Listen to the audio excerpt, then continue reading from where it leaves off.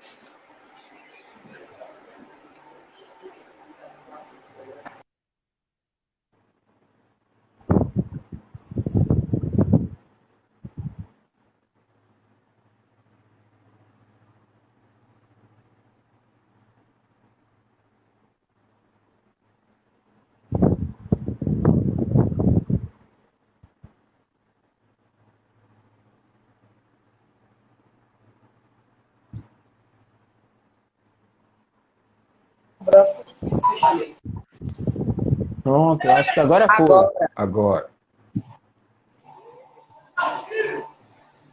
Agora você vai ter tá me que. ouvindo? Tô ouvindo. Aí agora tá Pronto. bem. Pronto, agora. Vamos lá, né? Boa tarde a todas, a todos e a todos. Eu me chamo Evilásio da Silva Bolsas. Estou presidente do Conselho Municipal de Comunidades Negras e neste período de campanha política, eleição 2020 para os cargos municipais, o Conselho Municipal de Comunidades Negras não poderia deixar de entrar nesse debate de alguma forma. E nós pensamos algumas maneiras de fazer esse participar desse trabalho, né, dessa construção de candidaturas que estão sendo postas e é, também levar para a nossa população algum tipo de informação referente à importância de que é participar do pleito e de pensar, melhorar a sua forma de pensar em quem vai escolher no, no dia da eleição. E assim nós estamos trazendo essa semana de diálogo com algumas pessoas que têm uma militância política, militância no debate racial e em outras questões que nos aflige. E nós hoje vamos começar conversando com Dai Costa, Macota do Inzó Mugongo do Boegi Jussara, mãe de Maria, professora da ONG Bahia Street, idealizadora da formação feminista de crianças, pesquisadora do grupo de pesquisa Candances da UNEB, integrante da linha de pesquisa do LIF da UFBA, graduanda em Pedagogia pela UNEB, articuladora política, comunicadora, criativa, feminista e produtora cultural. Mais alguma coisa, Day? Lhe dizer que é um grande prazer, né, tá conversando com você, e nesse contexto do que eu lhe propus, eu gostaria de ouvir, né, nós que precisamos ouvir a juventude, né, que é vocês que são os mais jovens que vão estar ocupando esses espaços, né, nos conselhos, nos movimentos sociais, nas câmaras, nas prefeituras e nos outros espaços.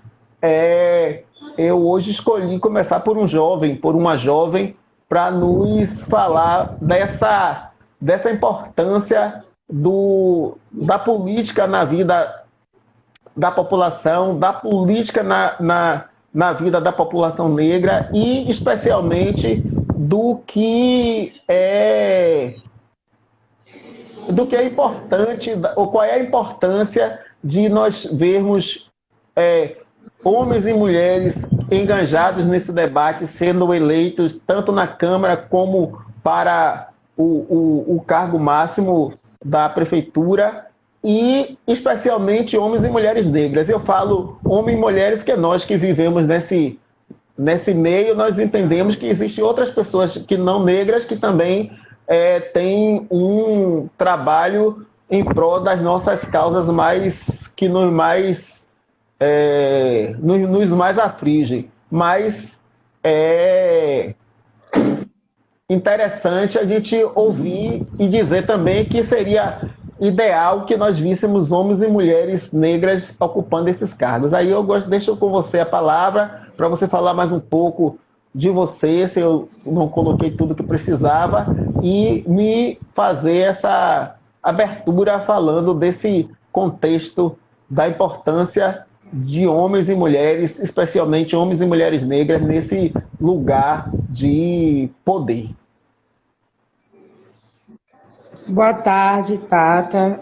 Primeiro pedir a bênção, né? Licença para o uso da palavra. Hoje é dia de meu pai. Aliás, hoje é quarta, né? Hoje é quarta, né? Hoje é terça. Hoje é terça?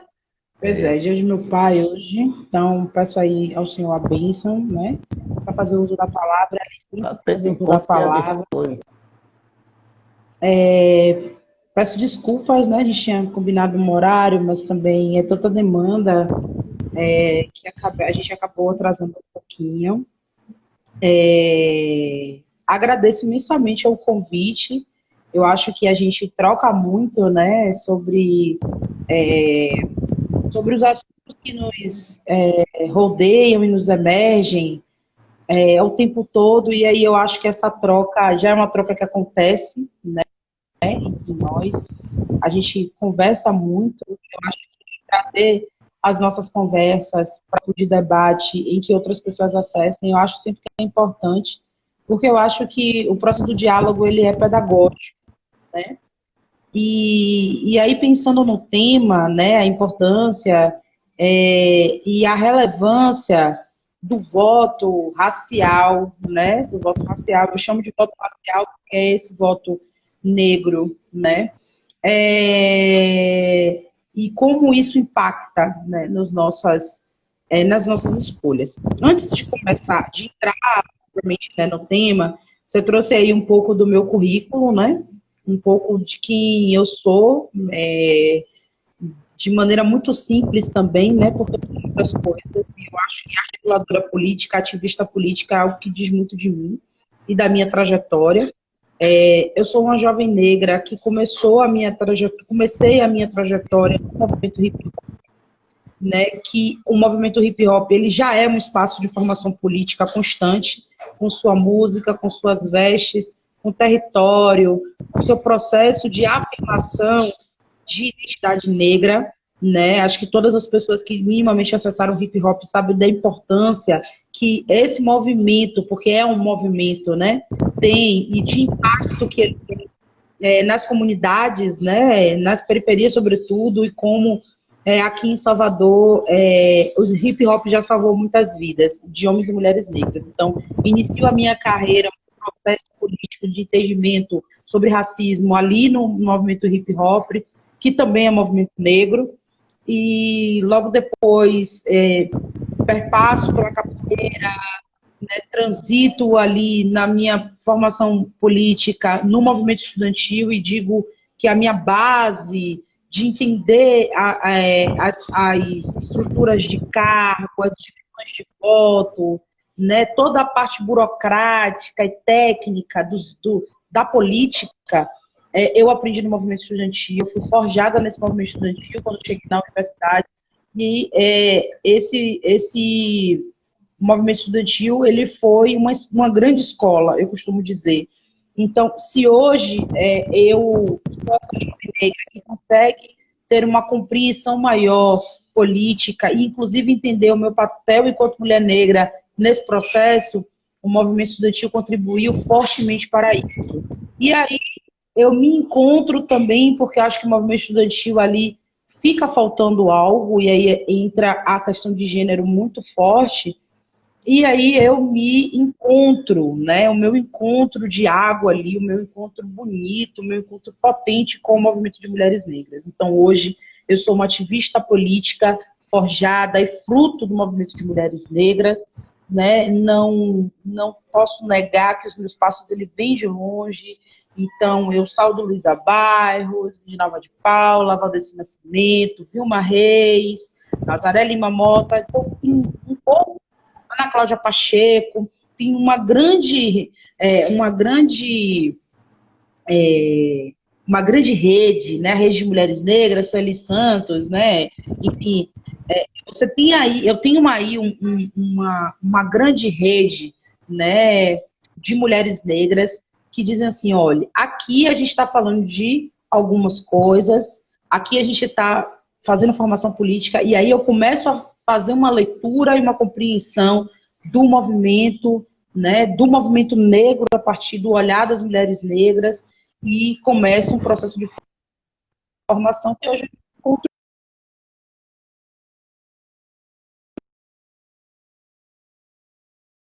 feministas da NJF, e hoje eu faço parte dessa grande articulação e eu represento a Bahia, né? Então eu sou uma jovem representante da Bahia, que atuo na Bahia, né? E desenvolvo um trabalho com o Bahia Street e tenho um grande processo aí de aliança, parceria e de trajetória mesmo também ali com o Odara, né, na construção do Júlio das Pretas e de tantos outros marcos políticos da cidade de Salvador, né? Então, quando você faz esse convite para esse tema ele é urgente e importante. Por quê? Porque o acúmulo político das mulheres negras, ele sempre foi para chegar em algum lugar.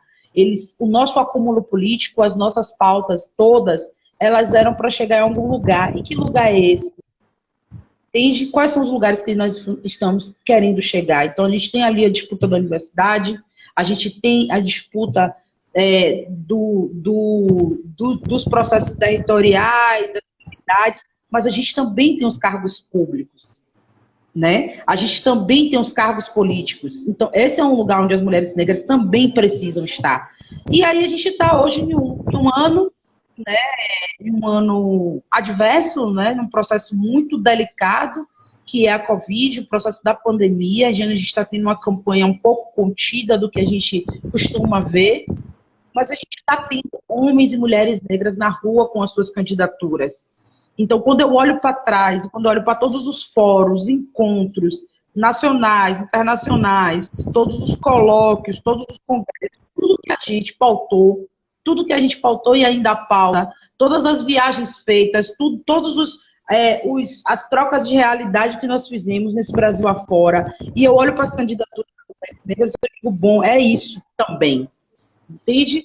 A gente quer disputar o mestrado, a gente quer disputar o doutorado, a gente quer disputar a graduação, mas a gente também quer disputar cargo público, a gente também quer a vereança, a gente também quer a prefeitura, né? E é isso, assim, eu fico muito feliz com o convite, porque eu acho que a gente precisa falar mais sobre isso. A gente precisa falar da importância desse voto, né, que não é só mais um voto, né, e entender a importância do voto também, né, Tata? Eu acho que a gente chegou num processo da desilusão política, da descrença política e de dores tão profundas causadas por resultados políticos que a gente não consegue dar conta da importância do voto, né? Até um momento atrás, a gente nem tinha direito a voto, mulher não podia votar. Então, a gente precisa resgatar historicamente a importância desse voto e a importância da escolha, né, sobretudo para pessoas negras que nunca tiveram o poder de escolha. E valorizar isso, né? Valorizar a importância desse voto, a importância dessa escolha. Eu acho que é um pouco disso também, né? Acho que a gente vem um pouco nessa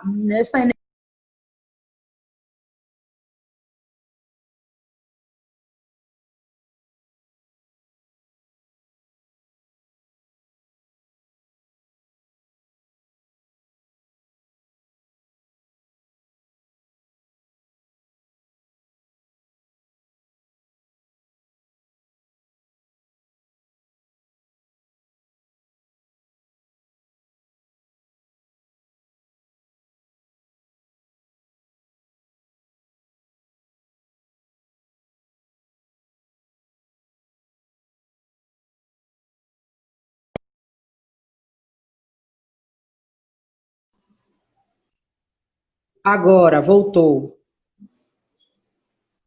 Voltou. Voltou, pronto. Eu não saí para não comprometer o que já tinha começado. Então é isso, eu acho que é isso também, sabe? Se a gente pensar a partir dessas perspectivas, né?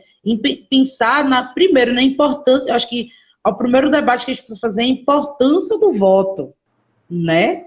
E a importância do voto e da escolha de pessoas negras que nunca tiveram escolha, porque na verdade a gente nunca, nem historicamente fomos considerados nem como humanos, né? A gente sempre foi considerado como mercadoria, e quando a gente tem esse poder de escolha, né, e o poder de estar nesse lugar, a gente precisa refletir que lugar é esse, né? E qual é o comprometimento que a gente precisa ter com as pautas raciais, com as pautas de gênero, com as pautas do povo de santo, né? A gente precisa, em todos esses caminhos, né, que constituem a diversidade negra, a diversidade da existência negra, para quando a gente vai falar de um processo de candidatura.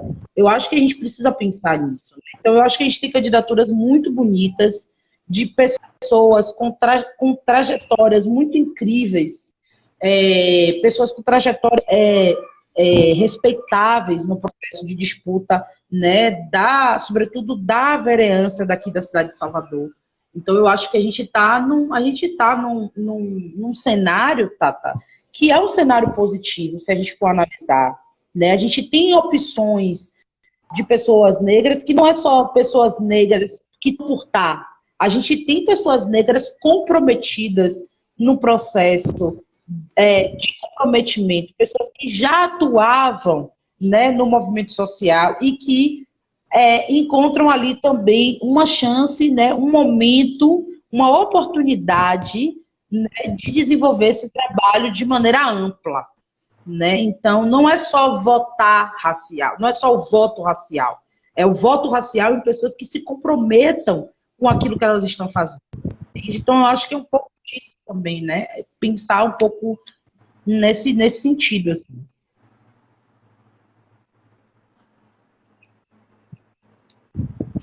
É isso. Excelente fala, Dai. Eu fico.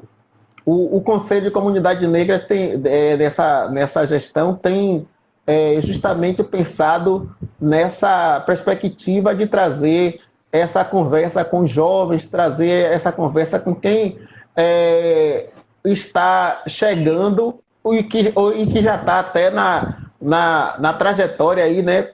Como você fala aí a sua trajetória nesse debate já há algum tempo, e a gente vem pensando justamente isso, trazer a juventude, trazer esse envolvimento da população com as nossas causas. E aí, uma pergunta que eu vou lhe fazer o que é que nós, enquanto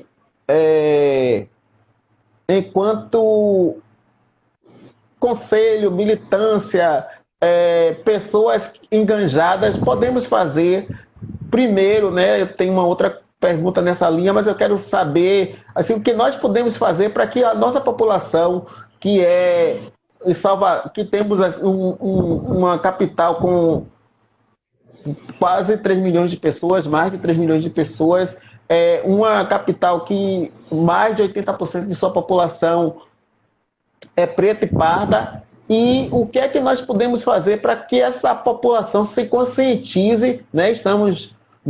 Inclusive, esse ano a gente tem um diferencial nessa eleição, né? Que essa vai ser uma eleição no dia 15 de novembro, né? Um mês especial para nós, que é o mês que a gente faz um debate mais acirrado do debate das comemorações do Novembro Negro. E o que é que nós podemos fazer? O que é que podemos fazer para que essa população tenha o entendimento dessa necessidade de olhar e votar nesses homens e mulheres comprometidos com essas causas?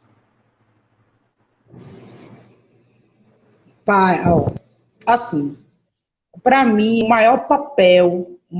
eu acho que é o maior papel dos conselhos, das instituições, das ONGs, dos espaços, dos fóruns, né? A gente tem muitos espaços de agrupamento, que eu chamo de aquilombamento, né?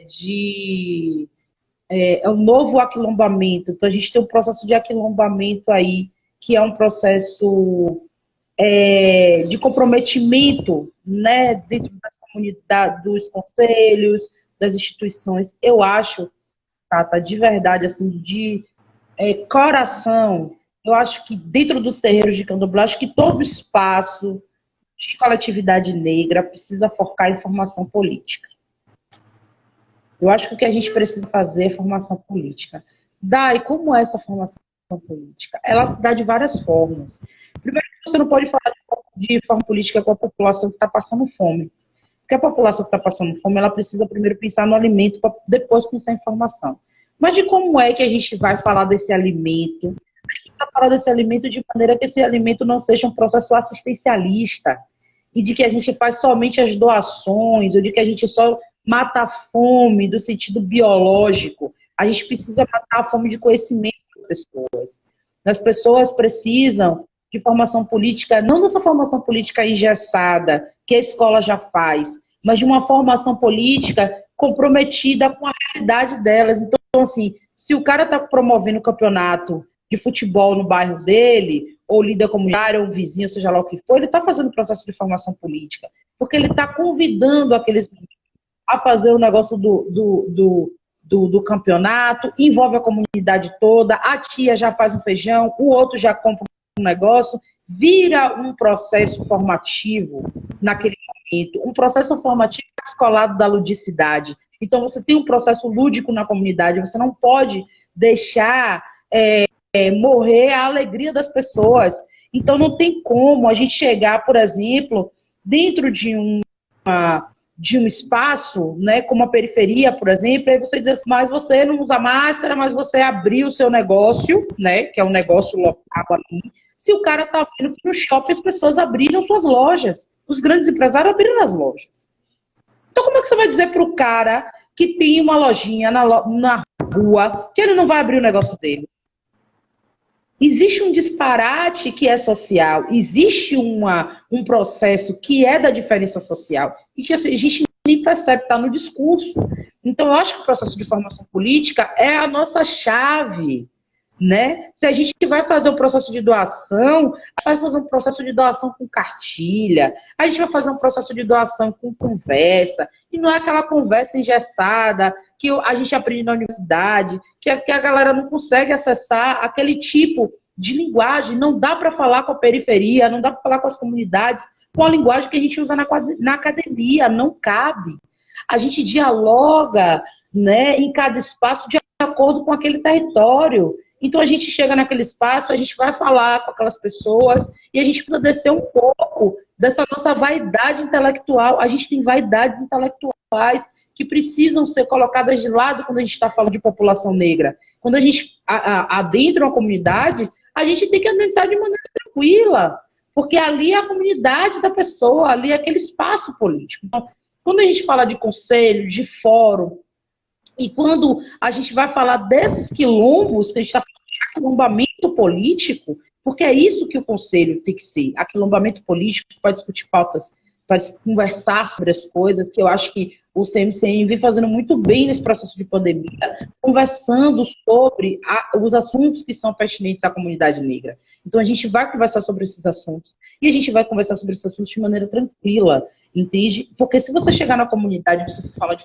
política, a pessoa vai te olhar e vai dizer assim, minha filha, aqui não tem saneamento básico, aqui não tem água há 3 dias, eu vou dizer o que para essa pessoa? Como é que eu vou falar de formação política, dessa formação política engessada que eu aprendi, com essas pessoas que estão passando necessidades reais de sua estrutura? A gente precisa falar das coisas juntas, entende? A formação política precisa ser uma formação sutil, esteja ali, nas entrelinhas, que esteja no processo. A gente tem uma rua, a gente chega na comunidade, a gente tem uma rua que a gente tem uma pessoa que vende geladinho, a outra que faz unha, a outra que, né, o padeiro, enfim, tem todas essas atividades iguais, não é isso? E a gente precisa fomentar que a juventude trabalhe comunicação para essa galera divulgar seus trabalhos. Esse tipo de formação que a gente precisa fazer.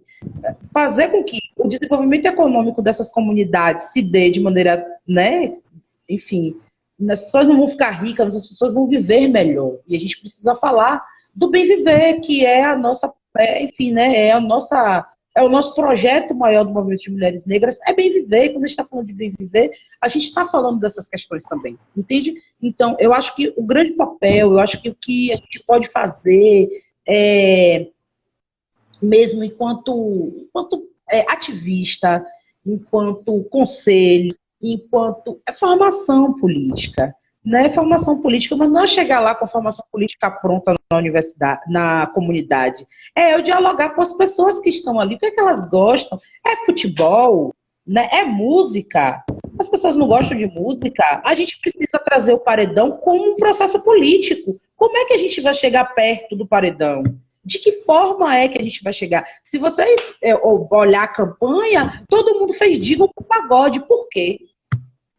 Se o pagode ele é tão condenado de maneira racialmente falando, né? Porque o pagode é condenado porque é ritmo de preto. Mas você vê em todos os jingles de político, o político meteu pagode. Por quê? Porque o pagode está dialogando com alguém. Ele está dialogando com alguma comunidade. E a gente precisa entender as estratégias do povo negro. Mas não é só do povo negro que está caminhando com a gente, fazendo já debate há 10, 15 anos, mas com as novas formas e linguagens do movimento negro. Né? E eu fico nesse meio termo porque eu peguei um movimento negro tradicional, né? Eu peguei uma parte, né, dos nossos modos mais antigos do movimento negro, e eu peguei a Baticu, e eu peguei a menina, a filha, né, da empregada doméstica que hoje pinta o cabelo de azul, e ela faz parte desse processo, né? O empoderamento crespo faz parte desse processo das novas linguagens do movimento negro. O movimento negro tem novas linguagens, e a gente precisa acompanhar as novas linguagens do movimento negro, para estar perto da capoeira, para estar perto da música, para estar perto do que a juventude está. A gente não pode se descolar da juventude, dizendo que a juventude é tudo diferente, está fazendo diferente, e a gente tem que fazer o quê? Colar na juventude, entender quais são os signos. Porque é esses signos hoje que estão emergindo nas comunidades. São esses tipos de linguagem que estão... Não dá só. Não é do lugar da condenação do julgamento. É do lugar da formação política. Volto a dizer, a formação política está em tudo. Ela está em todos os processos. O Ilê nos formou, pai. Os blocos afros todos formaram... Diz para a mina negra que ela era bonita, que ela era a deusa do ébano e que ela podia se ver naquele processo. Não dá para chegar agora, se descolar do pagode e condenar. Não é esse o caminho. Não é esse o caminho. Entende? Porque as minhas alunas do Bahia Street, as mães das minhas alunas, são essas mulheres que estão no paredão, são essas mulheres que chegam lá com seu shortinho, né, desfiadinho, e vão lá levar suas filhas. E eu não posso estar descolada delas.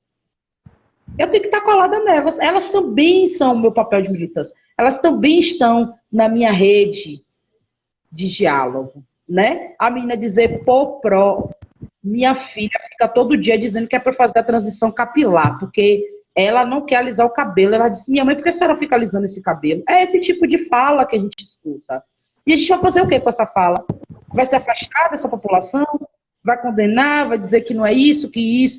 Não é esse o caminho. Eu não acredito nisso. Então, eu acho que o papel formativo desses espaços é o nosso maior desafio. É o nosso maior desafio. Eu acho que, por exemplo, a gente ter 2 mulheres negras num processo delicadíssimo da política brasileira, baiana, soteropolitana, disputando na esquerda, é sinal de que a gente tem muita coisa para se alinhar. Nós não estamos alinhados.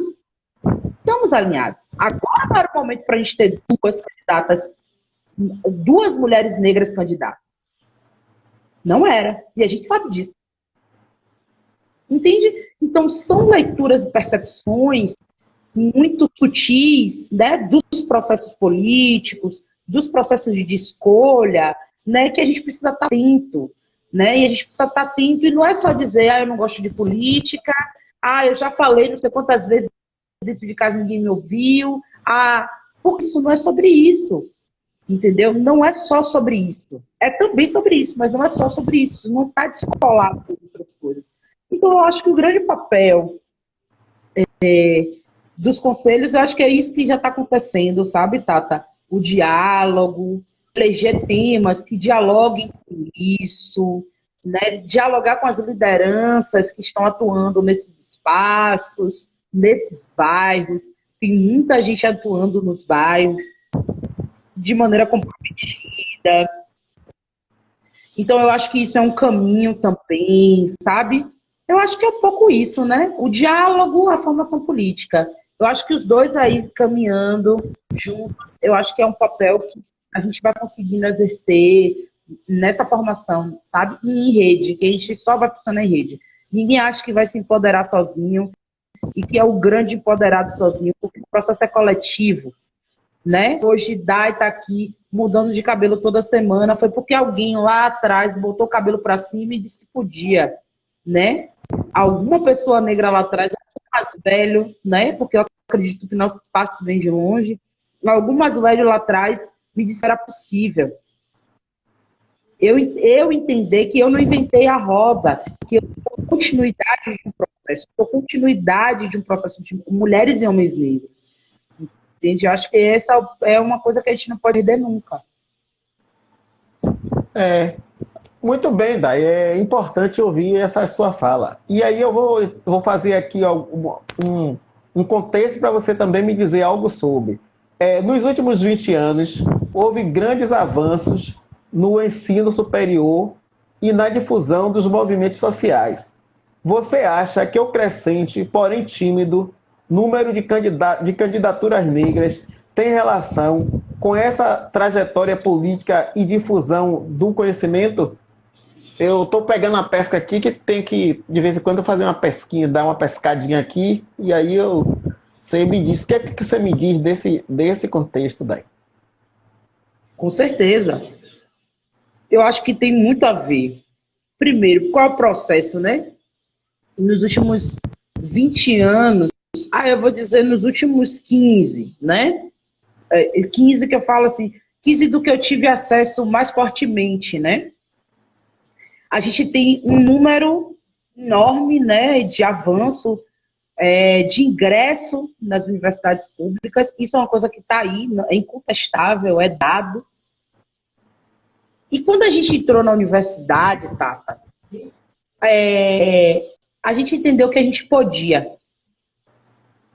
A gente entendeu que todos os mitos em torno, todos os mitos, todas as as histórias ruins em torno da inteligência das pessoas negras foi derrubado por terra. Porque disseram que nosso crânio era diferente, isso a gente assim era assado. Depois disseram que a nossa capacidade intelectual era assim, era assado. Depois disseram que a nossa capacidade disso era assim, assado. Depois nos disseram também que em determinados lugares a gente não tinha acesso, porque isso, porque aquilo outro. A gente derrubou tudo, né? A gente derrubou todas as teorias racistas que construíram sobre nós, a gente derrubou. A gente derrubou por terra. E aí o avanço da universidade, que é fruto, não é fruto só dos governos de esquerda, né? A gente precisa compreender que os nossos avanços, ele é fruto da luta política de homens e mulheres negros, do movimento negro e do movimento de mulheres.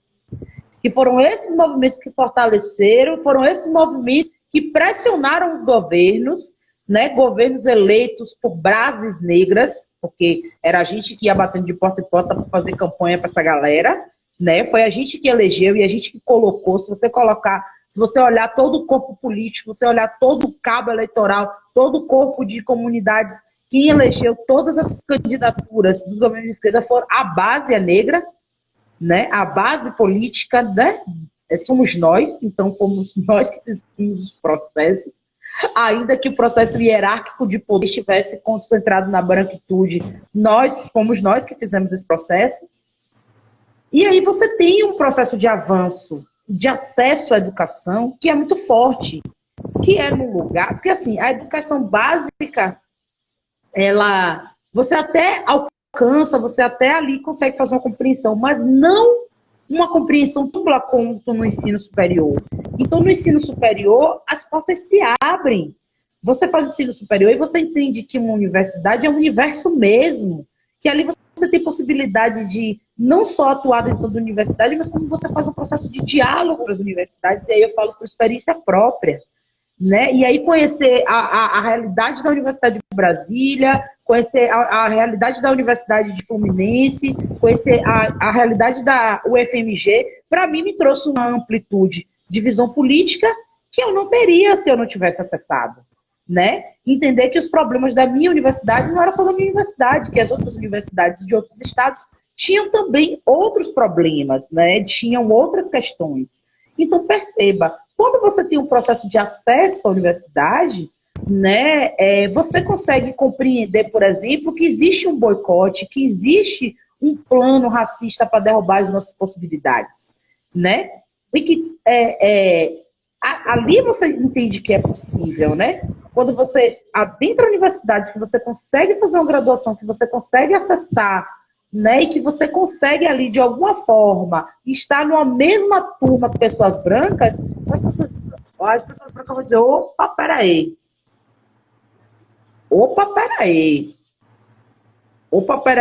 né, que minha empregada doméstica vai trabalhar até 6 horas, e 6 horas ela vai pro negócio da aula dela,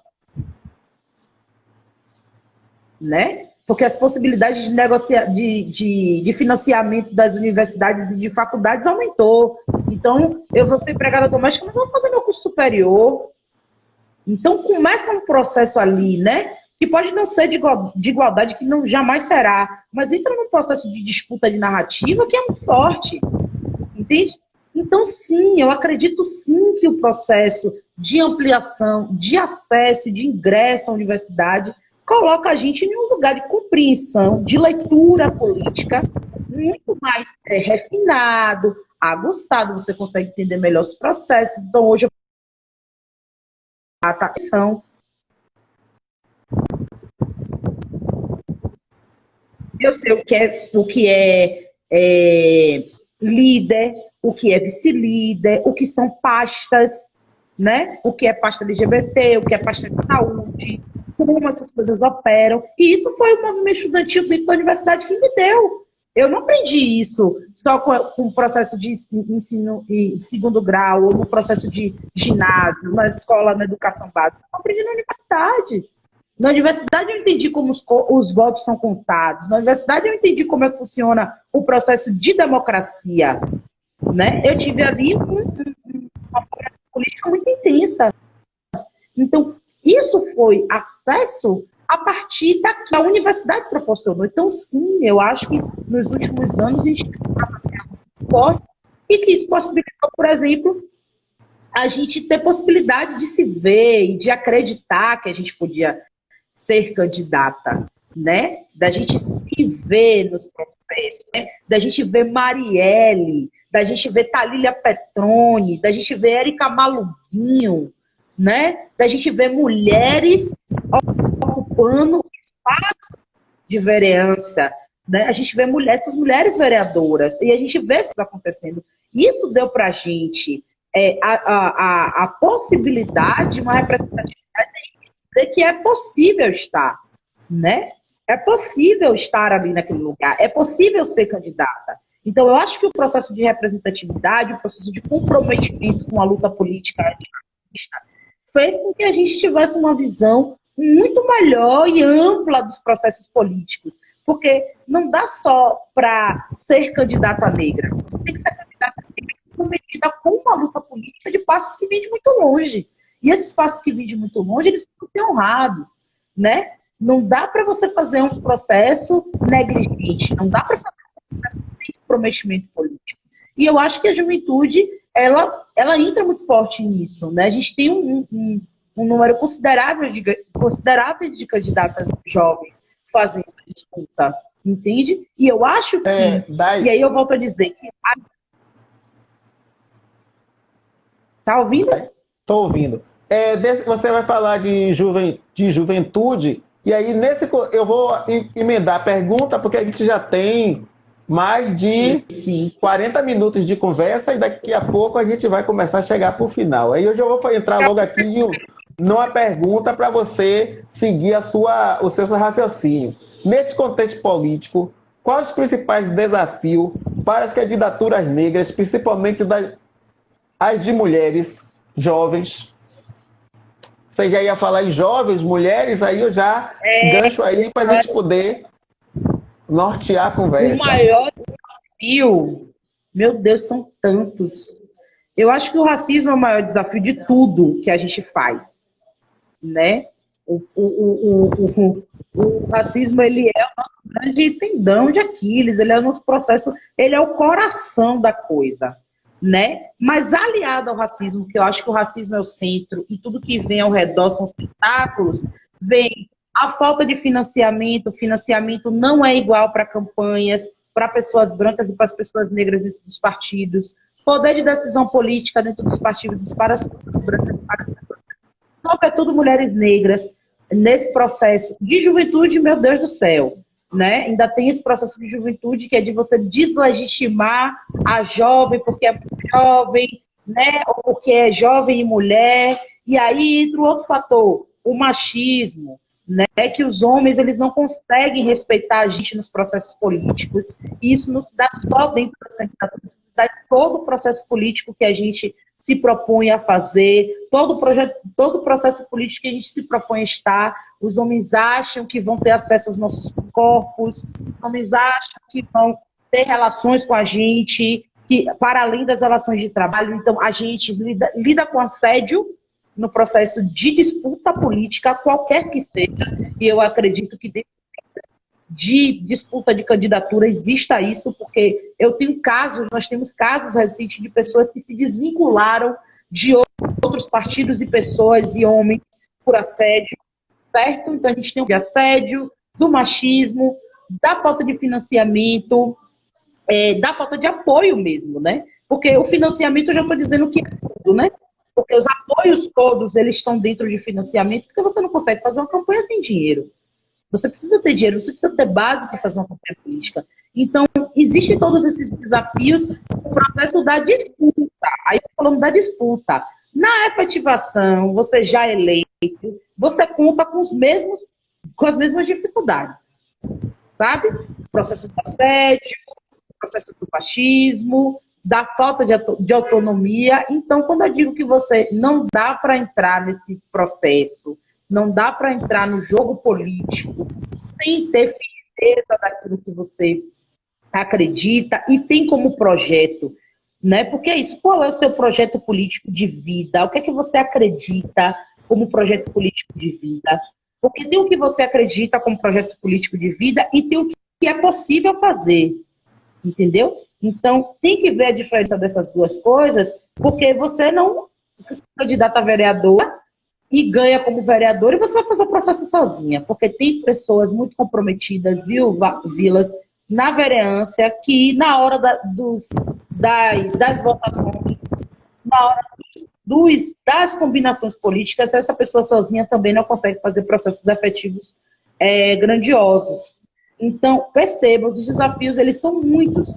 Né? Tem o processo de divisão de legenda política, tem os partidos que dialogam em alguns projetos, tem partidos que não dialogam em outros projetos. Então, a todas essas pessoas que vão votar em um vereador, que vão votar em um prefeito, ou que vão fazer o voto, precisa fazer todas essas leituras, que também a pessoa negra que é candidata, ou que consegue a eleição, ela não vai ser a pessoa negra que vai mudar todo um sistema colonial, porque a nossa organização política é colonialista, no processo colonial, né? A gente sabe disso. A gente ensaia aí uma democracia, mas a gente sabe que essa democracia é uma democracia ainda muito bebê, muito incipiente, com várias falhas. Então, a gente precisa de um processo de reforma política para ontem. A gente precisa rever esse processo político que a gente está vivendo. Então, acho que esses são os maiores desafios, entende? Eu acho que são desafios potentes aí para a gente pensar, não só enquanto candidatas, mas a gente enquanto pessoas que vai fazer o processo de escolha. A gente que é ativista e que está no processo também de compreender os processos políticos, né? Eu acho que é o nosso desafio maior aí, eu acho. É bem o que eu tenho pensado, né? Eu tenho essa pandemia, né? A gente aproveita para levar nossa solidariedade, deve já estar em 170 mil. A última vez que eu li já estava em 160 e tantas, já deve estar em 170 mil mortos no Brasil. A gente aproveita para levar a nossa solidariedade a todos aqueles e aquelas que perderam seus entes queridos, né? Nessa doença que é mais uma amostra da forma que os responsáveis, né, aqueles gestores e gestoras das coisas públicas têm nos visto, né, nos tratado, né? A gente vê a falta de saneamento básico, a dificuldade do transporte, a dificuldade para ter o cuidado de tratamento de saúde adequado, embora seja uma doença que não tem um tratamento específico. A gente que acompanha o dia a dia, a gente vê que essas dificuldades todas também tem muito a ver com aqueles e aquelas que a gente coloca lá no lugar de mando, que muitas vezes não tem conhecimento, a grande maioria não tem conhecimento ou não estão engajados no que a gente no sentimento a partir do que a gente precisa, né? Então, nós estamos encaminhando já para o final, já estamos aí a uns 15 minutos do encerramento. Eu vou lhe fazer mais uma pergunta. Parafraseando os movimentos negros, se a coisa está preta e a coisa tá boa, então, Dai, a política ainda precisa ficar preta para ficar boa? Como a gente que faz parte dos movimentos e conselho pode potencializar isso? É mais ou menos uma das primeiras perguntas que eu te fiz, e aí a gente, né, eu tive um apoio luxuoso aqui que me ajudou a formular me formulou essa linha de pensamento, e aí, a partir disso aí, me diga o que é que você nos diz, né? E o que é que a gente, mais uma vez, né, como você já colocou, o que é que a gente faz para nosso povo entender a necessidade e a importância de votar nesses homens e mulheres, especialmente homens e mulheres negras que estão na luta, né, no dia a dia, pessoas que têm dedicado sua vida, seu suor, até seu sangue, muitas vezes, além da questão econômica, para melhoria das nossas condições enquanto homens negros e negras, população negra de Salvador. Com a palavra, Vossa Senhoria. Passou rapidinho, não foi, Tata? É um pouco Uma hora daquilo que eu passa rapidinho, Thay. disse há pouco, mas assim, se a coisa tá boa mesmo, nós vamos enegrecer tudo, enegrecer tudo. É tudo ficar preto, gente. Não adianta. O nosso movimento, já dizia Vilma Reis, é irreversível. Nosso movimento é irreversível. Não tem mais para onde a gente voltar. Não tem mais como voltar para trás. A gente agora só anda para frente. E aí eu acho que o processo de entendimento mesmo, né, de compreensão, faz toda a diferença na nossa prática política. E eu acho que o comprometimento, ele é a chave de tudo, sabe? E eu acho que, volto a dizer, eu estou muito feliz com as candidaturas negras, eu estou muito feliz com homens e mulheres negras, sobretudo mulheres negras, que são mulheres que eu acredito, mulheres que eu vi trajetória, né? Mulheres que se colocaram, que tiveram coragem, né? Que acreditam no projeto, mulheres que já atuam em suas comunidades, que desenvolvem trabalho, né? E que estão nessa disputa, né? Homens também. Então, eu acho que a gente passa por um processo também de acreditar, né? É muito bonito ver minha filha de 9 anos olhar para uma televisão, olhar para um folheto e ver uma candidata negra, né? Uma mulher negra candidata, e ver que isso é possível. Então, eu acho que a gente está na era de construir imaginários possíveis, né? Esse é o nosso grande desafio, esse é o nosso grande processo, né? De, de marco civilizatório.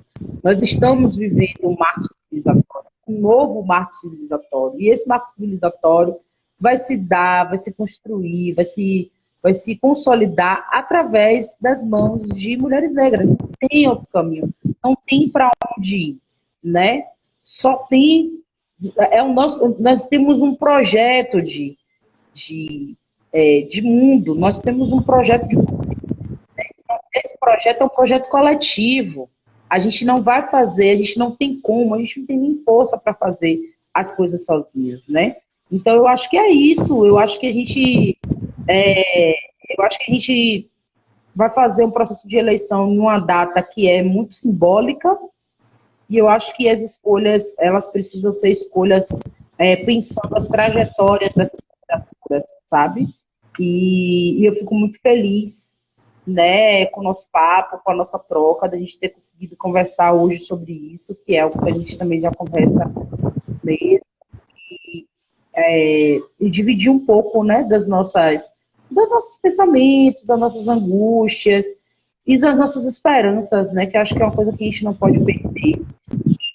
Eu acho que tem um projeto, quando você falou aí, né, dos nossos números de mortos, tem um projeto, Tata, é um projeto da genocida, de nos destruir, de nos aniquilar, né, de aniquilar no processo de epistemicídio, né, nos aniquilar no conhecimento, aniquilar as nossas referências nas universidades, aniquilar a nossa saúde mental, nos sobrecarregar de trabalho para que a gente consiga ganhar um pouco melhor. Existem vários processos de adoecimento que estão postos para nós porque as nossas condições de vida são condições miseráveis, porque a gente tem que trabalhar 2, 3 lugares para conseguir ter um pouquinho de vida melhor, e nem assim a gente consegue. E todos esses caminhos são tentativas de aniquilar a nossa humanidade. Então, as mulheres negras, elas estão cansadas desses lugares, de serem fortes, né? E que as mulheres negras são fortes. Eu quero ser forte. Eu quero ser humana. Eu quero descansar no final de semana com tranquilidade, sem ter que ficar na loucura, né, de que eu tenho que dar conta de 10, 15, 20 lugares, trabalho, para poder dar uma vida digna para minha família, entende? Esse é o nosso projeto de bem viver. Nosso projeto de bem viver está incluído o lazer, está incluído o prazer, né? A gente não vai só trabalhar para pagar, a gente tem que dar para viver melhor. Isso tem que estar no nosso projeto de com segurança, né? Exatamente. A gente quer uma vida de qualidade. É um mínimo. Isso tem a ver com humanidade. Esse é o nosso projeto. Eu espero muito, eu acredito muito que esse seja o projeto das candidaturas negras que estão se colocando para a disputa. Entender que a gente está falando de bem viver, porque o movimento de mulheres negras, em 2015, marchou, né? E disse, numa carta aberta pública, que eu acho que todos os candidatos deveriam reler, no que era o projeto de bem viver. Nós temos um projeto de bem viver, esse projeto está colocado. Esse projeto está aí colocado, carta pública, aberta, entregue. A gente diz o que é que a gente quer de bem viver para a gente, para as nossas próximas gerações, para a juventude, para as crianças negras, para nossas mais velhas, né? Envelhecerem com mais tranquilidade, envelhecerem com que elas não gastar tanto para que a gente não morra, né, em uma abordagem, não morra de doenças, né, acumulativas de trabalho sobrecarregado. Eu acho que é isso. Eu acho que essa é a mensagem, assim, né? Esse é o nosso processo, assim. Marco civilizatório de mudança. E isso só vai se dar pelas mãos de pessoas negras. Não tem outro projeto. O outro projeto a gente já viu, não deu certo. Os outros projetos não deu certo. Os outros projetos não nos incluíam. Os outros projetos não nos incluíam. Esse é o nosso projeto. E a gente precisa pegar esse projeto com muito cuidado, com muito comprometimento, sem desrespeitar os passos que vejo longe. Eu acho que é isso. Estamos a 3 minutos aqui, eu comecei a contar 17, estamos a 3 minutos. Nós estamos ouvindo aqui Day Costa Macota, ativista política, estudante de pedagogia, entre outras coisas, que nos falou um pouco da importância dos votos em homens e mulheres engajados ou que entendem a importância da luta em prol da melhoria da vida, da qualidade de vida da população negra, especialmente Salvador. Nós falamos especificamente também colocando nesse debate os homens e mulheres negras que têm atuado em várias áreas de trabalho, né, em vários campos de atuação, que colocam suas vidas, sua dedicação em prol dessa melhoria. E eles, nesse momento, buscam ocupar o lugar ou do cargo máximo da Prefeitura Municipal ou da Câmara de Vereadores, para lá poder continuar o seu trabalho ou até e buscar melhorar um pouco mais a nossa condição. E o Conselho Municipal de Comunidades Negras, que esse ano, que é esse ano especial, o Conselho foi criado em novembro, no dia 18 de novembro de 2004. Nós estamos no mês da consciência negra. Nós temos no dia 8 de novembro o dia municipal em memória dos mártires da Revolta dos Búzios. E o Conselho, que tem essa função de propor e fiscalizar e atuar junto aos órgãos de poder da prefeitura, o CMCN. Nós temos vários conselhos em vários níveis, municipal, estadual e federal, que tem esse poder essa atribuição, né? Talvez não seja nem poder a palavra, tem essa atribuição de estar buscando junto aos gestores políticas públicas em prol dessa população negra, vem dessa forma trazer sua contribuição para que no dia 15 cada um e cada uma possa, ao teclar lá a urna eletrônica, faça com consciência e coloque no espaço de poder homens e mulheres conectados, imbuídos